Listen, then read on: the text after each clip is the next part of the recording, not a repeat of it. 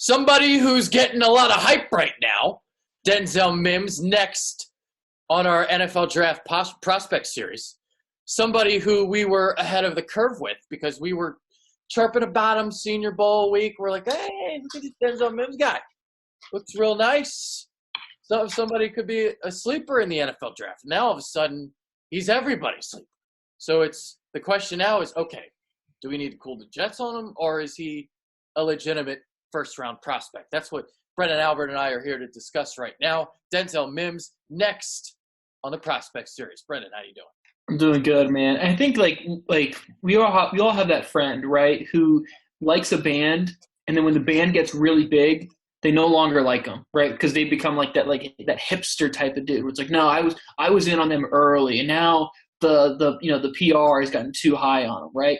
Yeah. Well, I mean that happens too in the draft, Adrian, right? Where like all of a sudden people start romanticizing players and prospects, and he starts to rise. Romanticizing. I am in that position right now. That's why you're here. And I get it. I mean, look, we talk about the off season. The NFL draft has a bit of an issue sometimes of it becoming a "what have you done for me lately," which I don't think is the right mantra personally. But I also understand how it helps. Mims was killer at the Senior Bowl, exceptional at the Combine, and I want to talk more about that in a moment here. I'm sure he did well in the interviews or anything. So he's checking all the boxes. Every test that he's had since the end of the season, Adrian, he's crushing them. So, of course, he's going to rise. Yeah. The question is like, is he a first-round guy? And that's where I'm like, okay, I don't know. I don't know yet. I got to watch the rest of these guys. I really got to break them down. But, like, now you're talking 21, you're going to pick Denzel Mims. I don't know about that. Maybe you trade back. That's what we'll talk about later on the show. You seem to want to talk about it right now, so if you want to talk about it. Yeah, let's do it. So I think, as we're kind of chatting here, I'm kind of writing my notes down while they're still kind of fresh in my mind as far as, my big board, right? But, Adrian, like I said this to you pre-show, the first three guys, you have, Ruggs, Lamb, and of course Judy, right?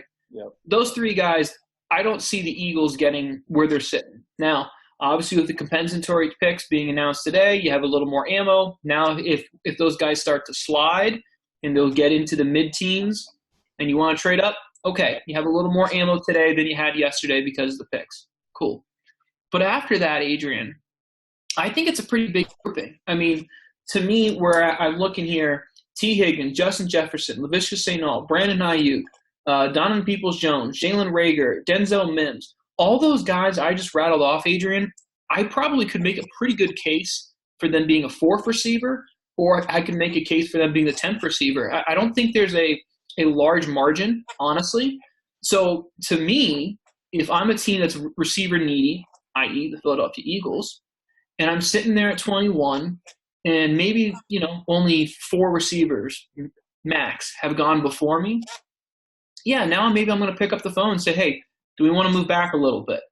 Do we want to move back a couple picks and then maybe get like a corner or a linebacker or a safety, some positions where maybe the talent drop-off is a little more severe from day one to day two, opposed to the receiver class where you go to day two, you could still end up with a really darn good receiver in the second round, but you might not be able to get that same level of talent as a linebacker, for example.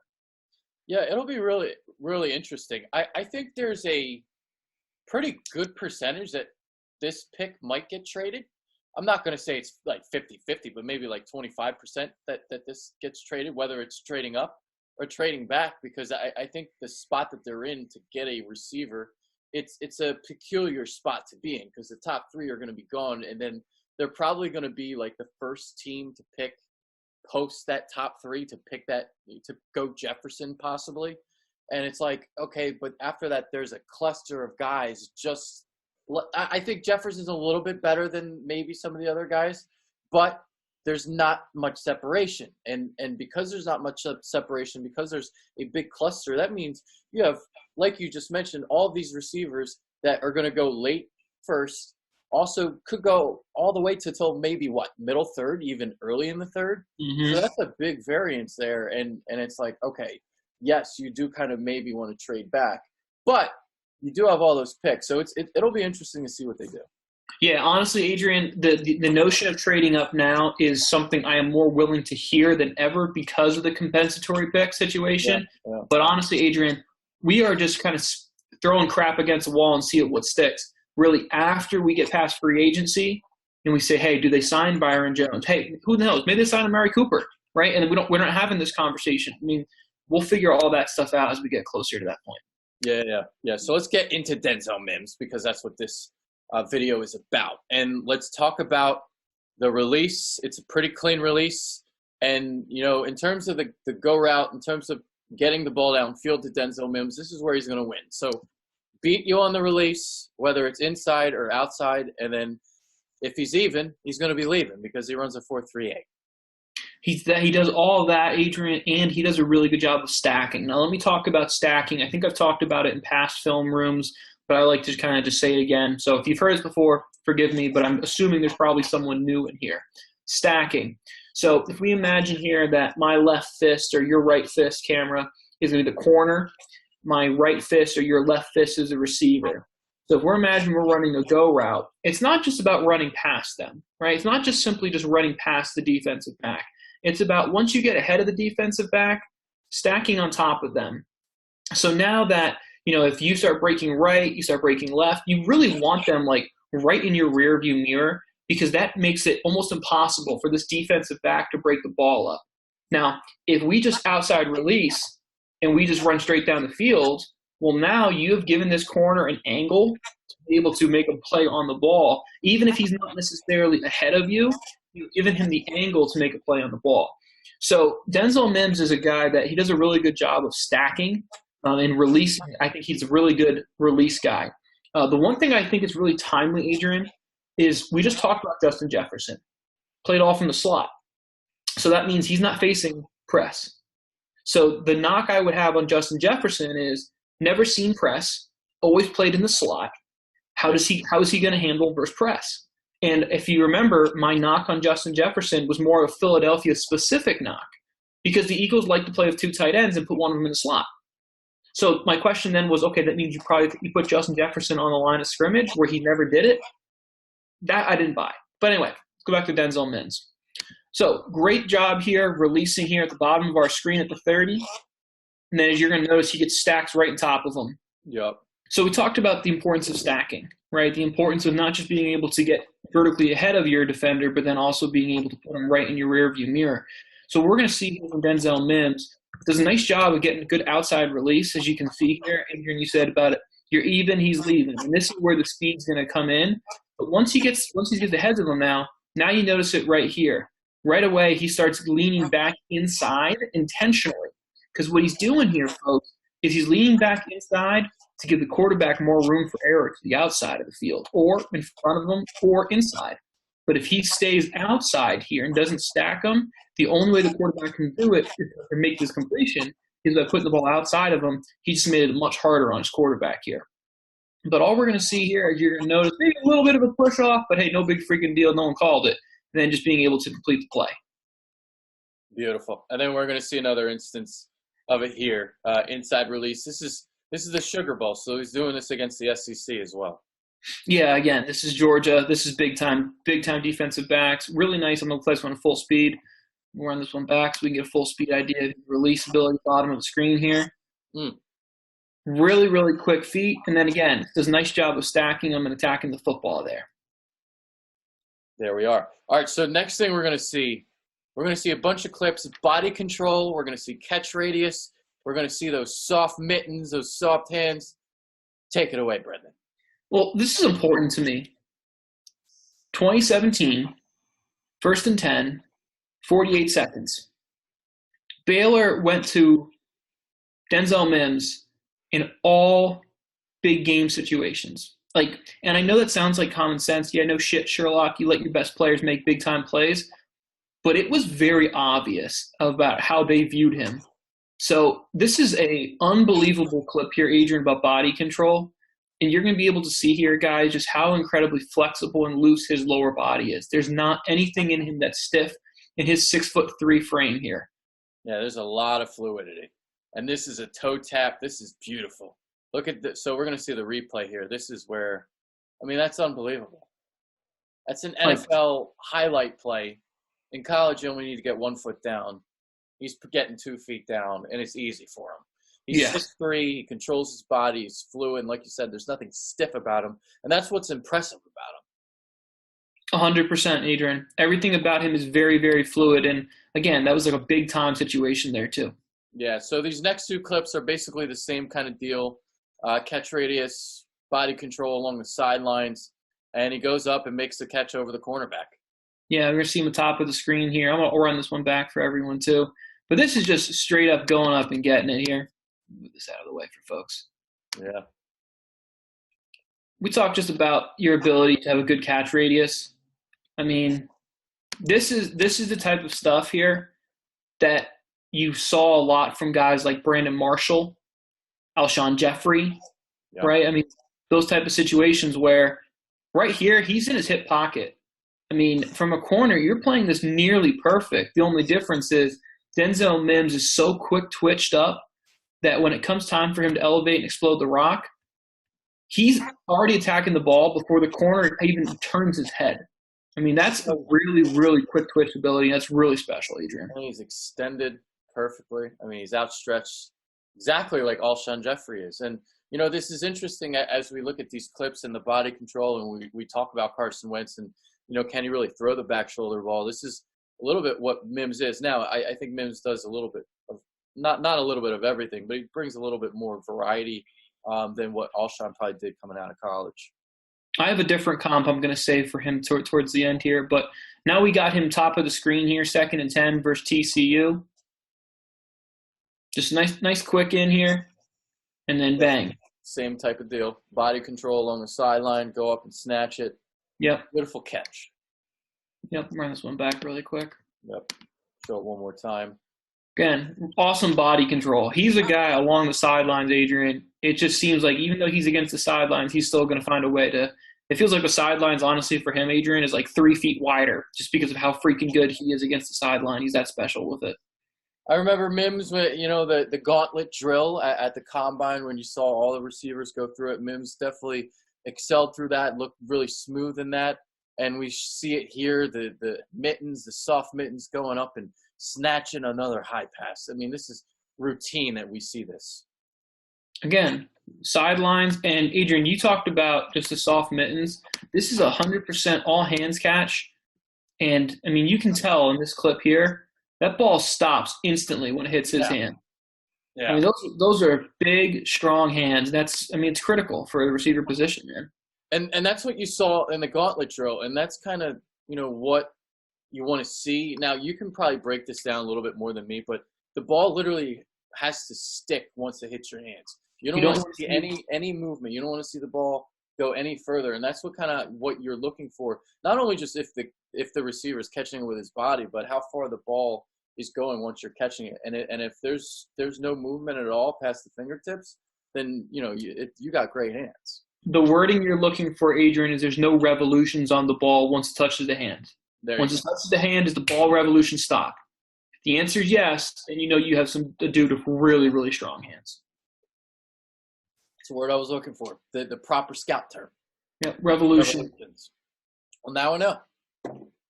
TCU here, 4th and 6.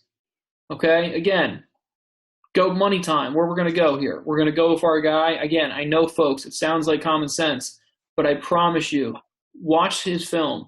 Watch the Oklahoma games, both of them.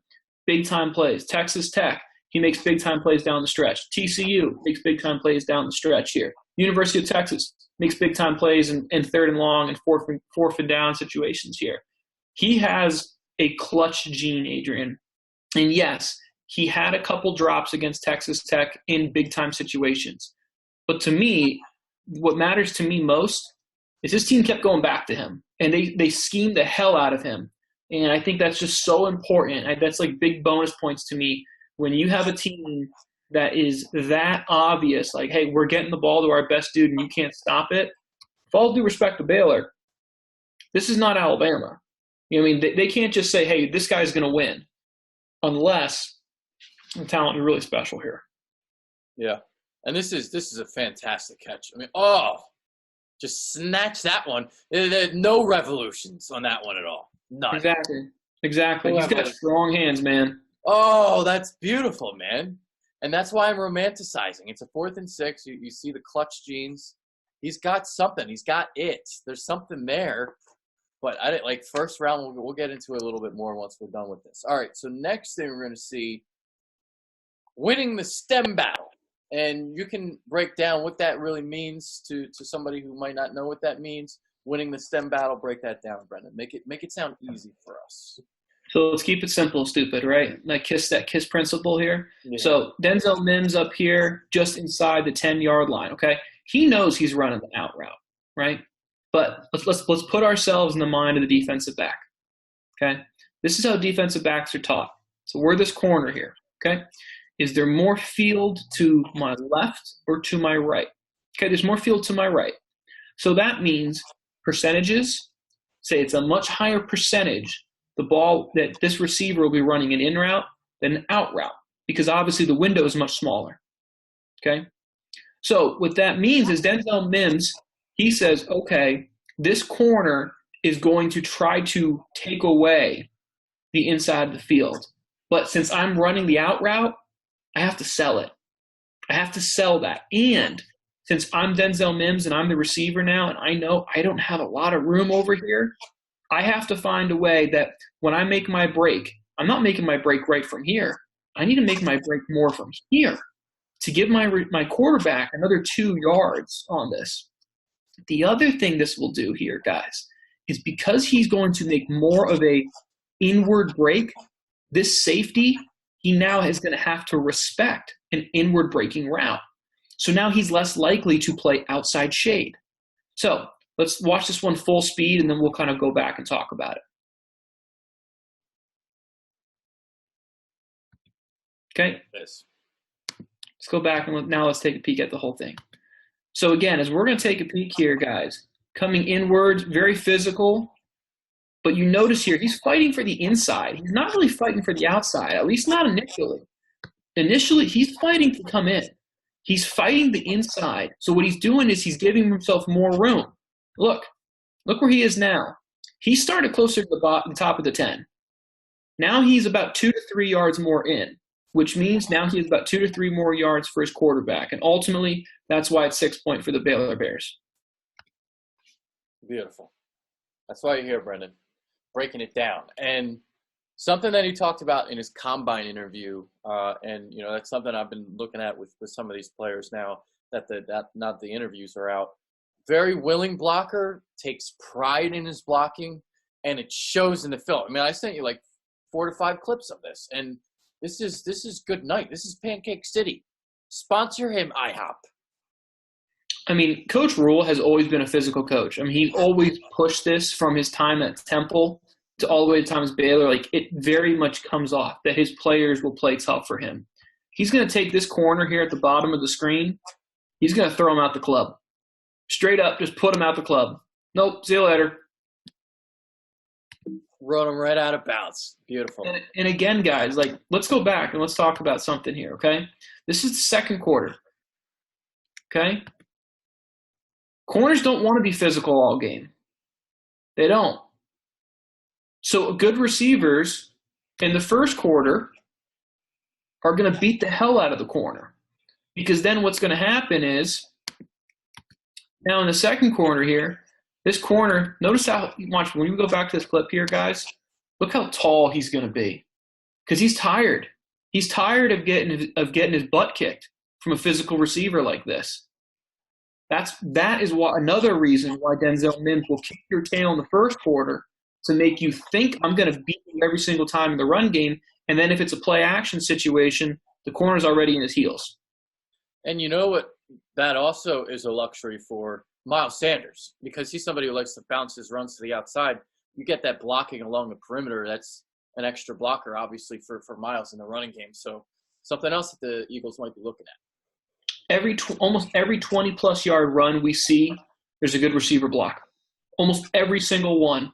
If the play's 20-plus yards, there's some good receiver block that's being made.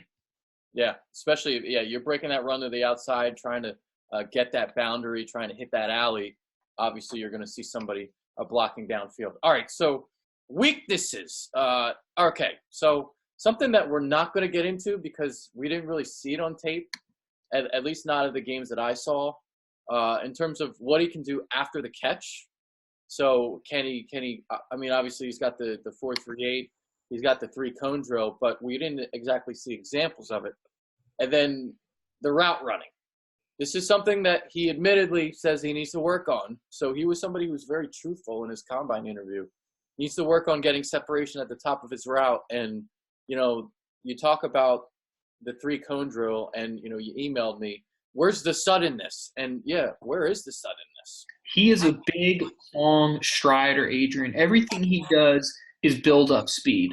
Everything he does is big, long strides here. And you're going to see this against K-State. Big, long strides, everything. And the problem with big, long strides here, folks, is when it comes time to make your break, inward, outward, etc., a lot of times you round it because it takes a longer time for a big, longer stride or a big, longer gait, which is, you know, the steps you take, right? It takes longer, opposed to maybe those smaller guys. They're a little more sudden, explosive, shifty, all those adjectives you hear, right? This is my problem, Adrian. He was unbelievable in the 3-cone. Unbelievable. He was a 6'6", let me double check here. Yeah, 6'6" in the 3-cone. That was almost 2 to 3 whole seconds, or tenths of seconds ahead of the next nearest guy. That's blowing people out of the water. But when I watch him on film, he doesn't have that change of quick area quickness, short areas quickness, that's what I meant to say. And this is an example of that. He also ran a 4.38 in the 40-yard dash. Well, folks, me and Adrian, we went through the film and we tried to trim it down for you. There's not a ton of plays of him actually running past people. So I'm not saying he's not fast, because obviously he is. Obviously the 4.38 tells me he's fast. But here's the difference, guys. You have to remember that these receivers and corners, defensive backs, and these prospects, they spent all offseason training for the combine. Receivers aren't lining up in a three-point stance before they run and running straight, right? So what these guys are doing is they're learning the nuances of how to really beat the system, to look fast at the 40, even if they're fluid with it. So I get why we do this. I get why we look at all the data points of the combine, and I do think they're important. But I don't want to hear, well, this guy runs this in the 40, that means he's fast. You can run great in the 40, really crappy route runner, and never get up at top speed. And that's kind of what my knock is with Denzel Mims. I love his combine. And you know what? It made him a lot of money, absolutely. But Adrian, you talked about this at the start of the show. We're starting to over-romanticize him. Yes, his combine numbers were great, but I didn't see that speed still.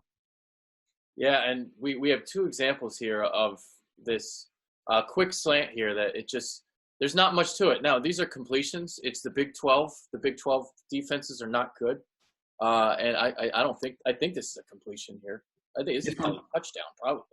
Yep. Against Texas here. Big, long strides. Yeah, that's a touch. I mean, it's a great catch. Goes up and gets it, box out the defender, but you're not going to beat anybody. Well, you're going to beat some corners in the NFL because you're going to be able to use your body and catch the ball. But in terms of gaining that separation, I mean, this isn't going to work. Well, I mean, let's talk about the obvious thing here. This is horrible coverage from this corner. I mean, he just gives it to him. He might as well have just walked the sideline and started getting his Gatorade early, Adrian. It was horrible coverage here. But what I want people to look at is how long it takes him to make his break. And there's a lot of stuttering. There's a lot of extra steps here. It's like, dude, just get in and get out of it here. This corner has already backpedaled himself out of the play. So, like, you can just make your break already. It was a bummer for me. This was like a bummer for me. I like Denzel Mims a lot, but I don't want us to start over-romanticize him into being like the surefire stud. I don't think he's there yet. I like him, but I don't think he's a surefire stud yet, Adrian. Yeah. Also, terrible uniforms. Yeah, See, I love that we were like on him early, and then now that it's like everybody's on him, that always worries me, because I'm naturally a contrarian. You know, I go against the public because, you know, the masses are the asses, as they like to say, and especially in the betting world. But this situation, you know, I like Mims. I don't know if I love him, but I like him. I get that. You know? Great. I'm gonna give you my comp for him, Adrian. Yeah, go for it. His ceiling is Devontae Adams. Okay, because of the release. Okay, I like Release. that. Yep. Catch radius. Yep. He's big. He's very, very fluid. I like that. But I don't think he's an electric speed guy. Not that that's a big deal. I don't want to make this like sound like I'm crapping on him because, I mean, you look at the top 10 guys last year in receiving yards, the average was a 4.54. Yeah. So you don't need to be.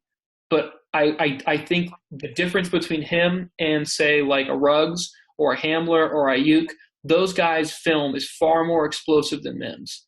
But I see him as an old school, all day, kick your ass, big time completion guy as that X type receiver.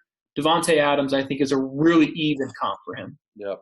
Something else that we didn't show. So I saw him a couple times in the slot. Something that he liked to run was the speed out from the slot. And that's a pass that Carson likes to throw. So if that's something that he gets a little bit better at, take some snaps from the slot, you know, that's going to help out the Eagles offense if they decide to pick him. I think for me, Adrian, I kind of go differently. Like if I'm the Eagles, to me personally, because I know I have two world butt kickers at tight end, I don't value as much of slot type guys. I value more X type guys because I want to be able to play both my tight ends, right? Yeah. So I hear what you're saying there. I would say if you're drafting Mims, you're saying, hey, go play the X receiver. And honestly, if they draft Mims, it screams to me, Adrian, that J.J. Arcega-Whiteside is openly known that this did not work out, and they're ready to move on for him. So the idea there is just a couple snaps in the slot because you don't have Nelson Aguilar anymore. So you're going to have to fill that somehow. Now, obviously, you got the tight ends, and you do that. Sometimes they're in line. Sometimes they do line up in the slot. Sometimes he has the running back, Miles Sanders, in the slot. Whatever he wants to do, he does a lot of different things, is Doug Peterson. All right, so that is Denzel Mims.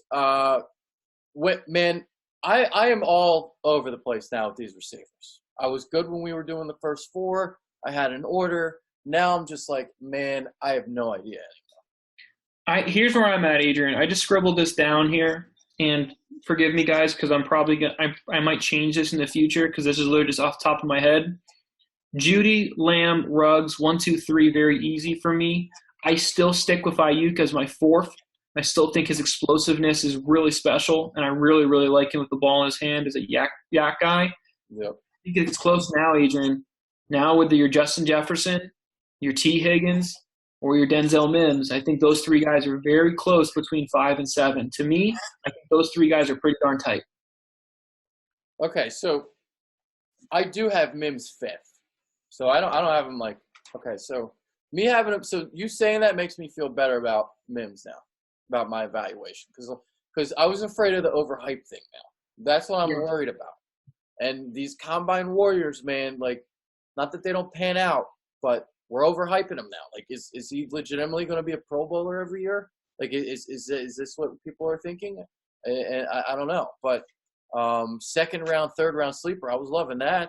Now I don't know if I want to take him in the first round. So that's a difficult question to answer here. Yeah, I don't love him in a first round situation, Adrian. I would probably love him in the 33 to 45 type range. Yeah. And they're not anything after 45, I'm dancing. Anything after the 45th pick, I am dancing at the idea of getting him personally. Yeah. We'll see how it goes. So I have him ahead of Rager. Yes, I do have him ahead of him. So I soured on him a little bit, but I guess I do have Mims ahead of Ayuk though. So that's where we differ, and that's fine. Yeah. I mean, again, we have difference of opinions. Yeah. So I mean, this class is all over the place. I might actually have Lamb over Judy too, but I'm gonna have to. That's when we do the film on those guys. We'll see what I come up with. So I still gotta break some more guys down, but you probably already watched all of them out. That too. I think is pretty close. I think it's much closer than people think. I would still go Judy because I think Judy is the better of the route runners. Yeah. And to me, route running always is going to win over anything you do after the catch because you have to get open first. Mm. But, man, Lamb is really freaking special with the rock in his hands. Yeah. Well, we'll see where that trio fits out in our top five. So, we'll get to those guys next week. But this is Denzel Mims. That's Brennan Albert. I'm Adrian Fedke. We're out of here. Peace. Appreciate it.